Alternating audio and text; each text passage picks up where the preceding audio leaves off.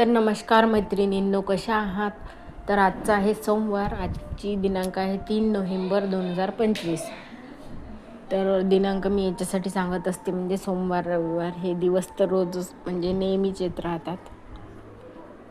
तर हे बघू शकता, मी मस्त आज सकाळी हे मस्त हेट्याची फुलं आणलेली आहेत. हे इथं बाजूलाच मस्त हे एक हे आहे की नाही, गोडाऊन आहे गॅसचं, तिथं आहेत हे हेट्याचे फुलं. तर मला आज मिळालेले आहे आणि बघू शकता आता जायची तयारी झालेली आहे माझी, म्हणजे पोस्ट ऑफिसमध्ये जायचं आहे मला. तर हा ड्रेस मी वेअर करून घेतला होता. आता वेणी वगैरे घालून घेत आहे. आता सकाळचे 10 वाजलेले आहे. तिकडून आल्यावर मला स्वयंपाक पण करायचा आहे आणि स्वयंपाक झाल्यानंतर जेवण करून पुन्हा जायचं आहे आईच्या गोळ्या आणण्यासाठी दवाखान्यात. त्या म्हणजे 2-2 महिन्यांनी मला आणा लागत असतात आईच्या गोळ्या. आईला नेहमीच्याच गोळ्या चालू असतात. तर तिकडचा ब्लॉग काही मी शूट केलेला नाही आहे. तर बघू शकता आज तुम्हाला जेवढा ब्लॉग मी शूट केलेला आहे तेवढा तुमच्यासोबत शेअर करत आहे. हे तिकडून आल्यावर पोस्ट ऑफिसमधून मला वेळ झाला यायसाठी. 10 वाजता गेली तर मी 12:30ला घरी आली. त्याच्यानंतर मग ड्रेस चेंज वगैरे केला आणि त्याच्यानंतर मग घेतलं हे स्वयंपाक बनवण्यासाठी आणि पाणी गोळे करून राहिली हे.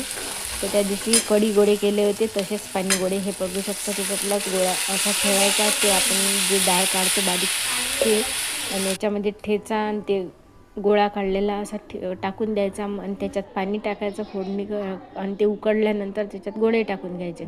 ते गोळे शिजल्यानंतर मस्त वरती येतात आणि कढी गोळ्यांपेक्षा पण खूप सुंदर लागते ही भाजी पाणी गोळ्याची.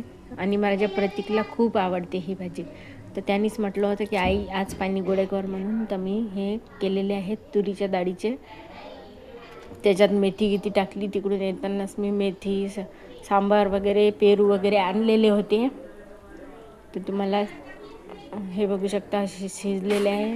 नंतर मग 3 वाजता जेवण वगैरे झाल्यावर नंतर मी गोळ्या आणायसाठी गेली. तिकडून आल्यानंतर झाडझूड वगैरे केली, चहा केला, दिवाबत्ती वगैरे केली आणि असा गेला माझा आजचा दिवस. तर हे मी जायला निघालेली होती दवाखान्यात. जेवण झाल्यानंतर पुन्हा ड्रेस वेअर केला, नंतर मग तयारी केली, नंतर मग जायसाठी निघाली. तर मिनी ब्लॉग कसा वाटला हे नक्कीच सांगा आणि चॅनलला सबस्क्राईब करायला मात्र विसरू नका. तर बाय सर्वांना. श्री स्वामी समर्थ.